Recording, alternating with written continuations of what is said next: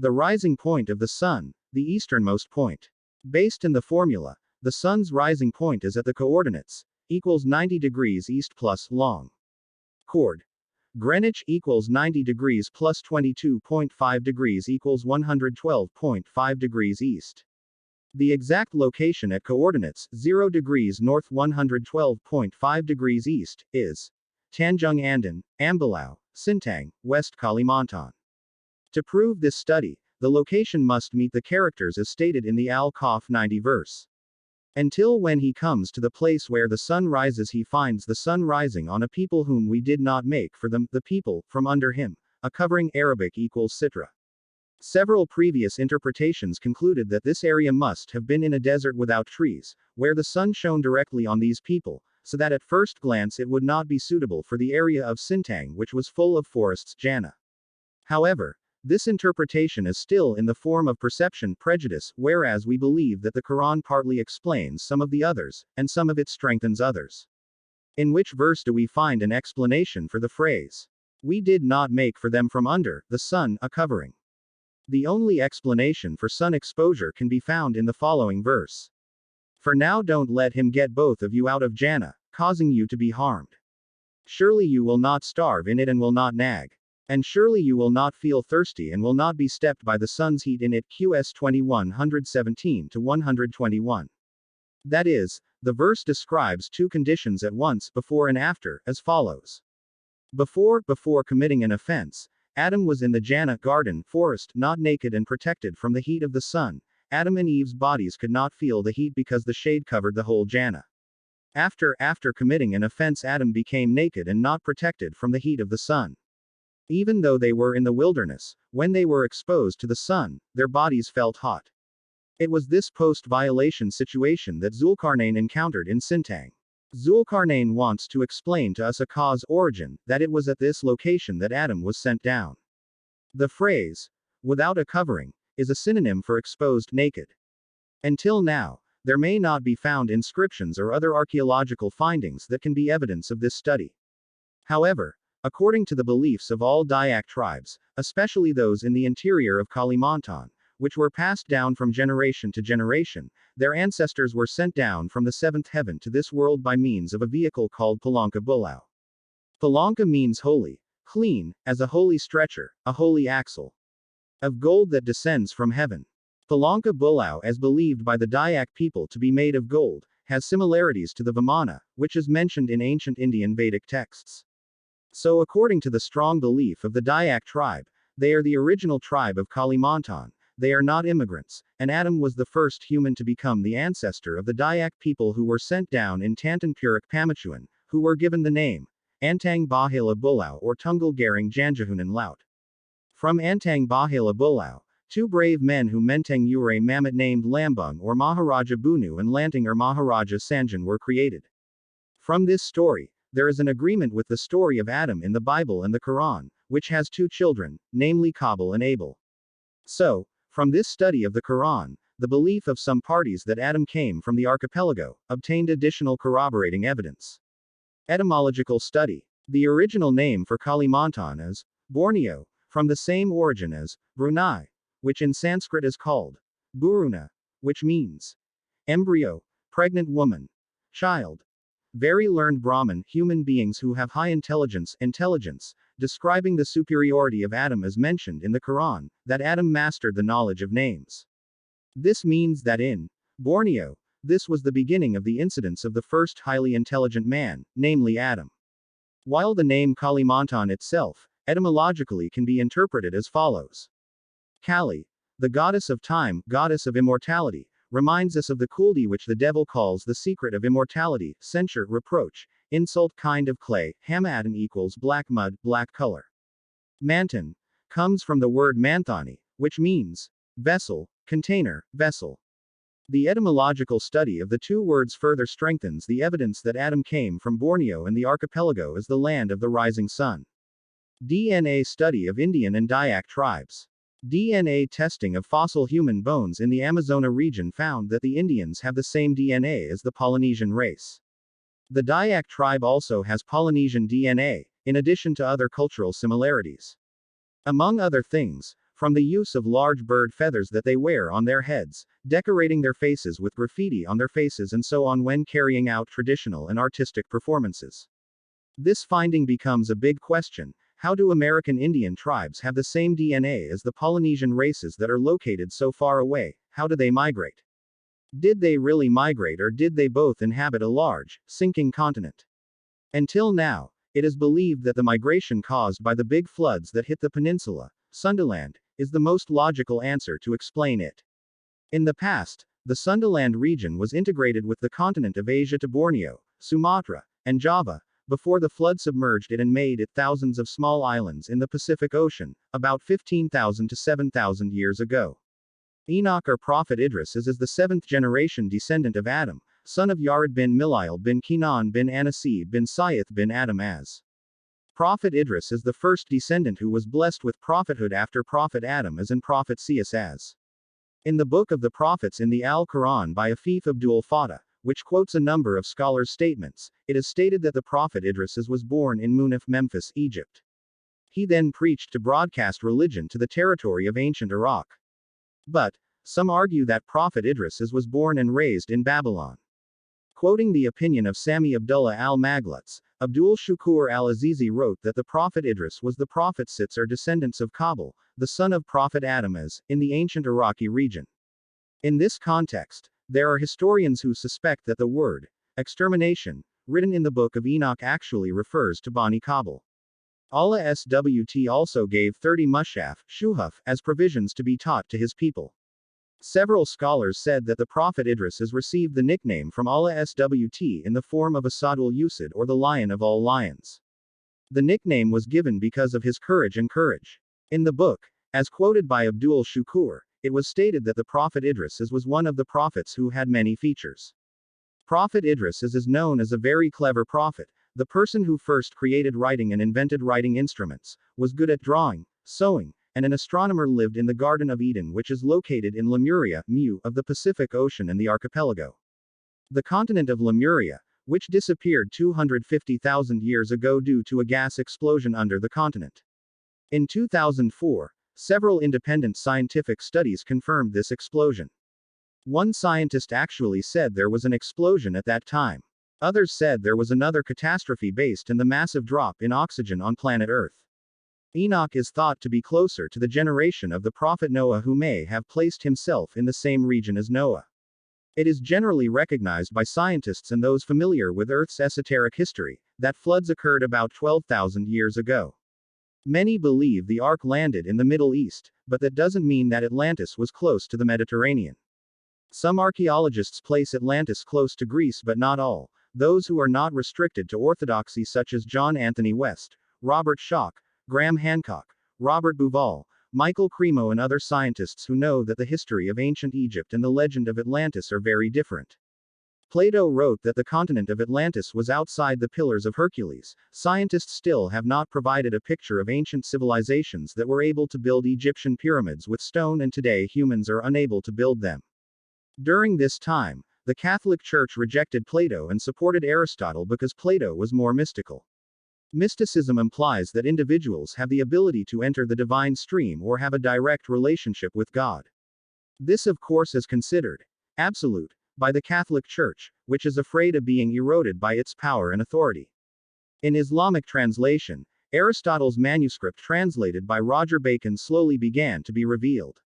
But polemics and disagreements occurred. Roger Bacon slowly began to be revealed. Roger Bacon was an alchemist who was considered mystical, and this was more in tune with Plato's philosophy. Esoteric and metaphysical literature for more than 120 years states that Atlantis was in the middle of the Atlantic Ocean. A Dweller on Two Planets, 1-2, by Philos, is a book that tells about Atlantis and was published around the same time.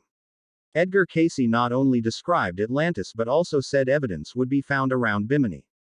Other esoteric traditions such as the Bridge to Freedom and the Summit Lighthouse have provided a snapshot starting with the remaining traditions. Taylor Caldwell, aged 12, wrote about the legend of ancient civilizations on the Atlantic continent in the book, The Romance of Atlantis. In his book he states about moral and spiritual downfall and decline. At its peak, there was a great flood, as told by the grandson of Enoch, Noah, in the Bible. Book of Genesis, chap. 10. p. 412 gives us the explanation that of Noah's 3 sons, Shem, Ham, and Japhet. We find that Japheth's children are Gomer, Magog, Madai, Javanese, Tubal, Meshach, and Tiras. Josephus says Magog's sons were Scythians. Irish chronicles take the Magog family tree from the Bible. The account of the genealogy, Sin of Dram Snechta, claims that these Scythians were Phoenicians, and we are told that this branch of the family was driven out of Egypt at the time of Moses.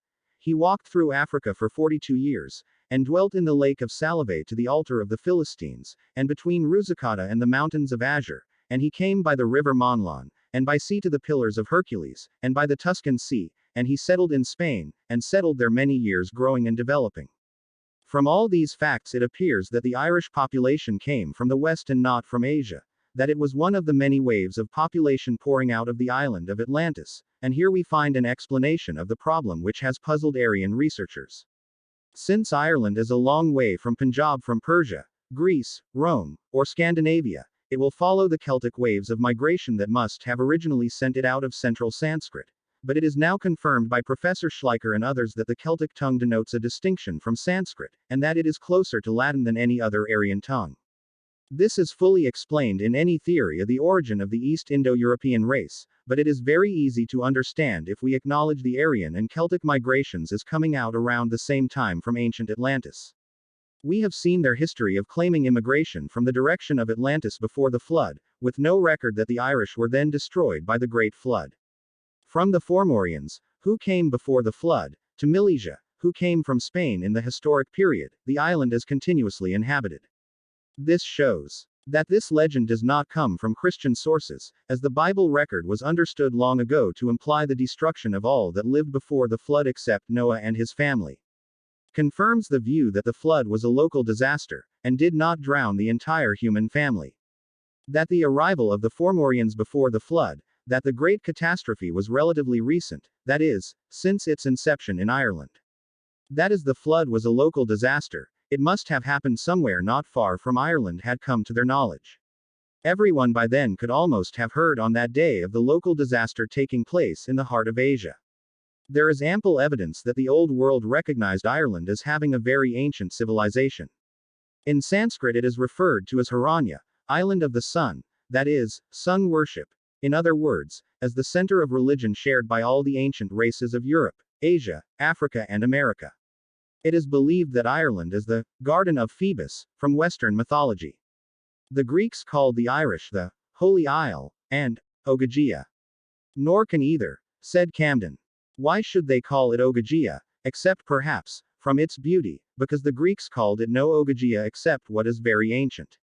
We have seen that Ogyges is associated with Greek legends with the first flood, and that Ogyges is a figure in myth. It seems, as another confirmation of this theory about the origins of the Atlantean colony, that their original religion was worship of the sun, as was the case elsewhere, which was later overlaid with idolatry. During the reign of King Tyrmas, idolatry was introduced. The priests constitute the Druid order. Of course, many analogies have been found between the beliefs and customs of the Druids and other religions which were taken from Atlantis. We see about solar worship how widespread the form of religion at the time of Atlantis, both in Europe and America. Sundaland. Geologically, Sunda land itself is the continental shelf of Southeast Asia. This main landmass includes the Malay Peninsula, Sumatra, Kalimantan, Java, Madura, Bali and the smaller surrounding islands. It covers an area of approximately 1.85 million kilometers to. Sea depths greater than the plates rarely exceed 50 meters and large areas less than 20 meters result in strong bottom friction and strong tidal friction. Steep down gradient separates the Sunda shelf from the Philippines, Sulawesi, and the Sunda Islands. Biogeographically, Sundaland is a term for the Southeast Asian region which includes the areas of the Asian continental shelf that were exposed during the last ice age. Sundaland includes the Malay Peninsula on mainland Asia, as well as the major islands of Kalimantan, Java, and Sumatra and the surrounding islands. The same steep bottom gradient that marks the eastern boundary of the Sundaland is identified biogeographically by the Wallace Line, identified by Alfred Russel Wallace, which marks the eastern boundary of the Asian mammal fauna, and represents the boundary of the Indomalaya and Australasian ecozones. Continent plates have been generated for thousands of years as a result of volcanic activity and the erosion of the Asian continental masses, resulting in the consolidation of debris along the margins as sea levels rise and fall.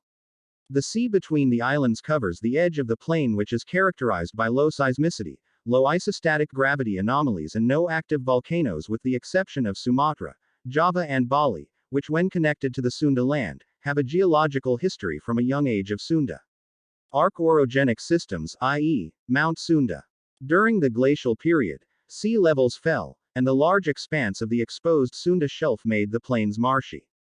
Sea level rise during ice melt 14,600 and prior to 14,300, reaching 16 meters in 300 years. This sea level submerged a number of Pleistocene paleo river systems that covered many rivers in the Sundaland during the last glacial maximum 18,000 to 20,000 years ago. To the east of the Sunda shelf are the Great Sahul Islands. Separating these two areas from the shallow sea is the Wallacea Line, which includes Sulawesi and the thousands of small islands that make up Nusa Tenggara and Maluku. In the Wallacea theory, some of the oceans are considered to be the deepest in the world with a depth of up to 7,000 meters. Passing between Bali and Lombok, and Kalimantan and Sulawesi, Wallacea is characterized by a flora and fauna transition zone first described by Alfred Russel Wallace.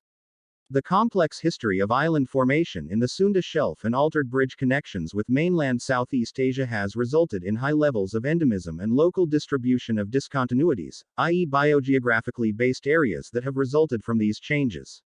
Exposure of the Sunda Shelf during the eustatic changes in sea level also had an effect on El Niño oscillations. W. Earl in 1845 was the first to investigate and describe the general characteristics of the Sundanese and Sahul, called Great Asiatic Bank, and Great Australian Bank, respectively. A sunken river in Sunda land.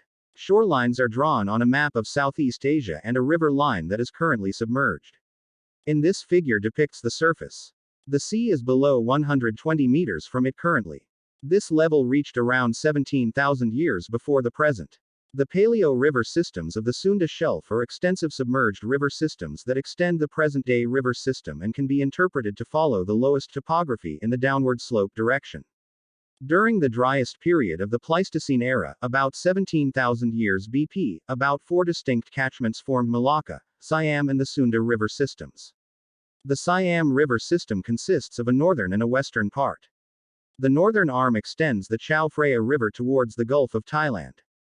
The western arm is formed from several rivers in central Sumatra flowing through Singapore before joining the northern arm to become the estuary and the South China Sea to the north from the North Natuna Island. Malacca Straits River system formed by water support from northeastern Sumatra and west from the Malay Peninsula flowing into the Andaman Sea. The northern Sunda River system, also known as the Great Sunda River System, or Malangraph River System. Gustav Adolf Frederick Malangraph is a Dutch biologist and geologist who at the end of the 19th century and first proposed the existence of this river system based on his observations in Kalimantan. The river, which arises between Belitung Island and Kalimantan, is flowing to the northeast, where it collects water from several rivers in central Sumatra and rivers in west and north Kalimantan, before flowing into the South China Sea between the North and South Natuna Islands. Finally, the East Sunda River system empties North Java and South Kalimantan, flowing eastward between Kalimantan and Java into the Java Sea. Borobudur is a monument made by the Lemuria civilization, which is the central area of the Great Empire. This is reflected in the monument that was made, which signifies many reliefs with faces that are not local residents of the archipelago. Note the similarity in the shape of the Tower of Babel with the reliefs in Borobudur. Also pay attention to the human figure that hovers above the altitude. Were there any former people who had the ability to fly over the Earth's gravity? Only the Lemurians could do it. Levitation hovered above the Earth's surface. The Lemurian civilization and culture in the archipelago, which underlies the teachings of Hinduism and Buddhism in India, the knowledge and lessons developed by Buddhists about levitation, which are still adhered to by several strict Buddhist sects by the Bhiksu, which are kept secret and still exist today. So Borobudur is a monument where previous people gathered to learn about progress. The original teachings of the archipelago were not Hindu or Buddhist, let alone animism and dynamism, not. It is the teachings of the archipelago that underlie the teachings of Hinduism and Buddhism in India. If we study the history of the spread of Hinduism from India, it has never been recorded that Hindu missionaries spread their teachings, because this is a prohibition for bhiksu in India. Let us return to the discussion of the Ad people as the ancestors of immigrants in the archipelago, namely the Atlantis civilization which later developed in the archipelago, which at the peak of the Atlantic civilization was Queen Bilqis with the Saba Empire, which later Prophet Suleiman would straighten out the teachings of Matahari Saba in the archipelago. This is reflected in the relief of the lower part of Borobudur, which is currently being covered by reasons of the safety of the building. On the part of the covered relief, there are some unfinished reliefs, because those demons who worked to leave their work to perfect Borobudur went scattered, after knowing Solomon died. The Aad. The people of Aad were destroyed by the great wind sent by Allah. As for the people of Aad, they were destroyed by a very cold, very strong wind Qs. Al-Haka. And also in Ad's story, when we sent them the wind that destroys, the wind did not let a single thing in its path, but made it like powder. Surah Ad-Zariyat 41 and 42. So we blew very thunderous winds upon them on these few unlucky days, for we wanted to feel to them the humiliating torment of the life of the world. And surely the torment of the hereafter is more humiliating, while they are not being given help. Surah Fussilat 16. And from several references the Tower of Babel was destroyed by the wind in between. However, in other sources such as the Book of Jubilees, chapter 10b.18-27, Cornelius Alexander, Frag. 10, Abedinus, Frags. 5 and 6, Josephus, Antiquities 1.4.3, and the Sibylline Oracles e. 117-129. God overturns the tower with a great wind. Here are other references that the Tower of Babel was destroyed by the wind. Many sources relate to the destruction of the Tower of Babel, according to the story of the culture in Mexico, that the calamity was caused by strong winds. Sibyl is said to have the prophecy. When filled with threats from the great God with which he threatened mankind, when formerly in the land of Assyria they built a tower, and all from one word, and want to rise even until they climb to the starry heavens, then the immortal raised a fierce wind and gave them strong need. For when the winds threw down the mighty tower, then rise up among mankind with bitter strife and full of hatred. One language was turned into many dialects of languages, and the earth was filled with tribes and kings.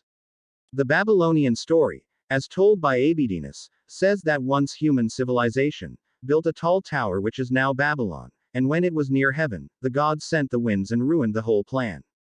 And men, after that time all spoke the same language, from the gods to creating many languages. Apart from the wind, Allah also sent lightning to destroy the people of Aad. If they turn away, then say, I have warned you with a thunderbolt, like a thunderbolt that befell the people of Ad and Ocean. Qs. Fussilat 13. And this incident that the tower was destroyed by lightning is still recorded in several mythologies. Other accounts suggest that there was a strong lightning current, perhaps from an overly large ionosphere, and found a contact body or ground in the tall structure. According to a tradition known to 12th century explorer Benjamin of Tudela, a fire from heaven fell in the center of the tower and destroyed it. Sanhedrin 11 Tract, Fol 109a, Seder Nezikin, Transl. By H. Friedman, ed. by I. Epstein, London, 1935 p. 748. The tradition of burning the heavens destroying the towers is also a feature of some Mesoamerican records, for example, the legend recorded by Pedro de los Rios regarding the base of the Pyramid of Cholula in Mexico. After the waters' deluge had receded, one of the survivors of Welcome to Cholula, where he began to build a large building. That was the aim, to lift the great building into the clouds, but the gods, offended by his presumption, threw the fires of heaven into the pyramids, many workers died, and the building remained unfinished. Jeg Fraser. Folklore, Old Testament. London, 1918. Fraser adds that, it is said that at the time of the Spanish conquest, the inhabitants of Cholula recorded with great reverence a large aerolite, which they think was a thunderbolt that fell on the pyramid and burned it. E. B. Tyler. Anahuac p. 277. Another Mexican tradition, recorded by Diego Duran in 1579, knowing the giant who built a tower that almost reached the sky, when it was crushed by lightning. In summary, there are three factors supporting the allegation that the Aad people are the nation that built the tallest tower in the world, or the Tower of Babel. 1. The verse in the Quran tells of the very tall buildings built by the Aad and never built by any other nation on this earth. 2. The Tower of Babel is the tallest tower on earth. The Aad are the successors of the prophet Noah, as according to the Quran, the Tower of Babel was also built after the Great Flood incident. 3. The Aad destroyed by the wind and thunder, the Tower of Babel. Also destroyed by the wind and lightning. My very strong suspicion is that it is possible that the Aad people were the people who built the tallest tower in the world, the Tower of Babel. And this makes us interested in examining another possibility, namely the relationship between the Aad people and the mythological character Atlas. There are several similarities, including 1. In terms of the names Aad and Atlas have similar prefixes. As additional information, the Aad people are often referred to by the Arabs as the Adites. The word Adites is close to the word Adityas, which in Indian mythology describes the Devas. The Adityas in Indian mythology have many similarities with the Titans in Greek mythology. One of the similarities is that they are both giants. One of the members of the Titans in Greek mythology is Atlas. Both of them are giants. The Aad people are the successors of the prophet Noah, whereas in Greek mythology the father of Atlas is Iapetus. Iapetus is often suspected of being Japheth, one of the sons of Noah, the U.S. In the Bible, Genesis 9:27 states, God will raise, physically, Japheth. So Japheth and his descendants have gigantic physiques. Atlas has always been symbolized as a support for heaven and earth. But actually Atlas is also symbolized as the holder, maker of the pillars that hold heaven and earth. This is told in Homer's Iliad story. And this is also reinforced by the story of the Pillars of Hercules, where Hercules temporarily holds the pillars that had been held by Atlas. These pillars were probably so high that they almost touched the sky. Compared with the pillars of the Aad people, who are told are also very high. And in addition to info, Atalas in Sanskrit also means pillar. Researchers estimate that the ancestors of the Arabs, the Adites, were descended from someone named Ad, the grandson of Ham bin Na. According to Plato, the founder of Atlantis is Poseidon. The researchers argue that it is likely that Poseidon is Sidon bin Canaan bin Ham bin Na, Sidon is the grandson of Ham bin Na. Meanwhile, Atlas was the son of Poseidon and the first king of Atlantis according to Plato. The Aad people are depicted as people who are proud of their strength and like to torture ruthlessly and cruelly. The Titans, of which Atlas is one of them, are a group of giants that used to rule the world. After that, because of their cruelty, God destroyed them. One of the 12 workers of the hero Heracles is to retrieve some golden apples growing in Hera's garden, which are tended by Atlas's daughter, Hesperides, and guarded by the dragon-laden Heracles goes to Atlas and offers to raise the sky while Atlas takes apples from his children, his son. On his return with the apples, however, Atlas attempted to trick Heracles into permanently lifting the heavens by offering to give up the apple himself, just as one who deliberately takes a burden has to carry it forever, or until someone else takes it.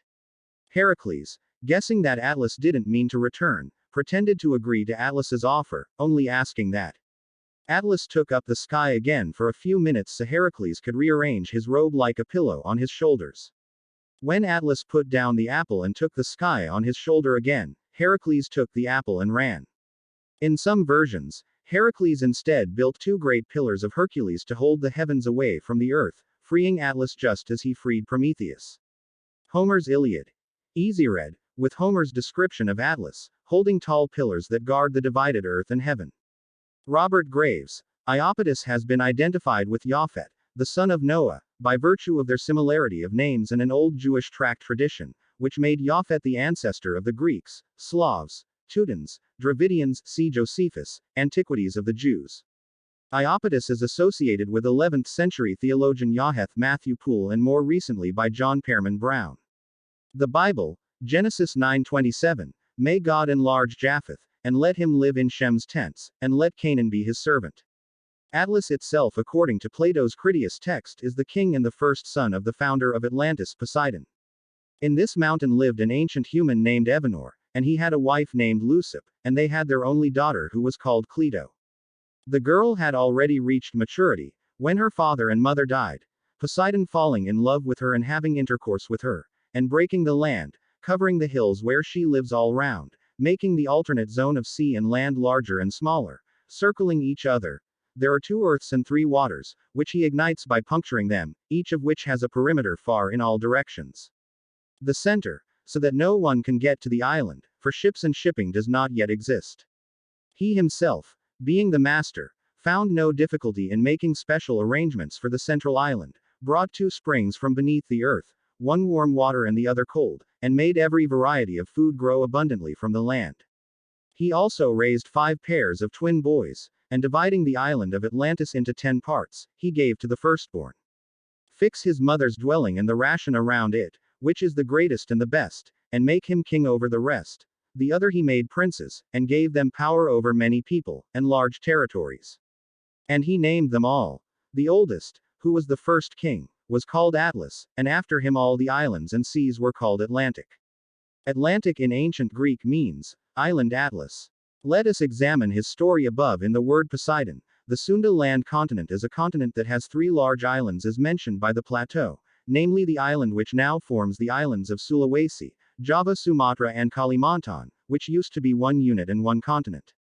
Sahul, who is now Australia, is on the island of Poseidon, what Plato told him, and nowadays the word is still in Sundanese culture with the words Pasundan. Atlas itself, according to Plato's Critias text, is the king and the first son of the founder of Atlantis, Poseidon Pasundan.